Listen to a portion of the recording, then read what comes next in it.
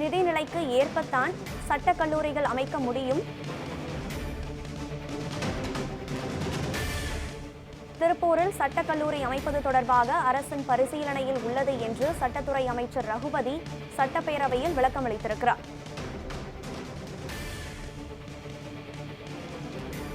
நிதிநிலைக்கு ஏற்பத்தான் சட்டக் கல்லூரிகள் அமைக்க முடியும் என்று சட்டத்துறை அமைச்சர் ரகுபதி சட்டப்பேரவையில் தெரிவித்திருக்கிறார்.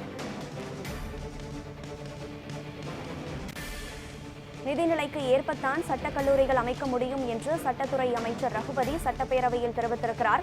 மேலும் திருப்பூரில் சட்டக் கல்லூரி அமைவது அரசின் பரிசீலனையில் உள்ளதாகவும் சட்டத்துறை அமைச்சர் ரகுபதி சட்டப்பேரவையில் தெரிவித்திருக்கிறார்.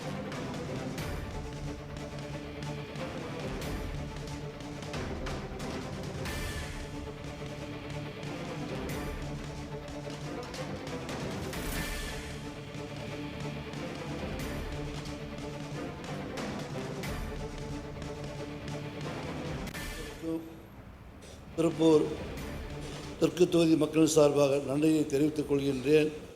மேலும் திருப்பூர் மாவட்டம் என்பது தொழிலில் நகரம் என்பதை நாடறியும் லட்சக்கணக்கான தொழிலாளர் குடும்பங்கள் நிறைந்த எங்கள் திருப்பூர் மாவட்டத்தில் சட்டக்கல்லூரி படிப்புகள் பயிலும் விரும்பும் குழந்தைகள் செல்வங்கள் கோவை, திருச்சி, மதுரை, சென்னை என வெளியூருக்கு சென்று தங்கி பயில வேண்டிய நிலை உள்ளது.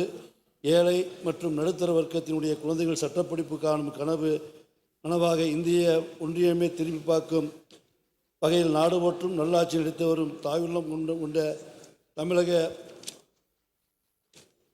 முதலமைச்சர் அவர்களுக்கு மேலும் ஒரு மகுடம் சேர்க்கும் வகையிலே அமையும் என்பதை சொல்லி இந்த ஆண்டே அந்த சட்டக் கல்லூரியை துவக்கி கொடுக்குமாறு அன்புடன் கேட்டுக்கொள்கின்றேன். மாண்புமிகு அமைச்சர். மாண்புமிகு பேரவைத் தலைவர் அவர்களே, மாண்புமிகு உறுப்பினர் அவர்களும் அதே போல் நம்முடைய மாண்புமிகு செய்தித்துறை அமைச்சர் அவர்களும் தொடர்ந்து திருப்பூரிலே சட்டக்கல்லூரி அமைக்க வேண்டும் என்பதை வலியுறுத்தி வந்து கொண்டிருக்கிறார்கள் என்று சொன்னாலும் அரசினுடைய நிதிநிலைக்கு ஏற்பத்தான் நாம் ஒரு சட்டக்கல்லூரியை துவங்க முடியும்.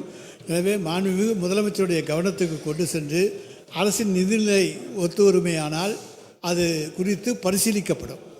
மாண்புமிகு உறுப்பினர் செல்வராஜ். பேரவைத் தலைவர்களே, அமைச்சர் பதிலுக்கு நன்றியை தெரிவித்து அமர்கின்றேன்.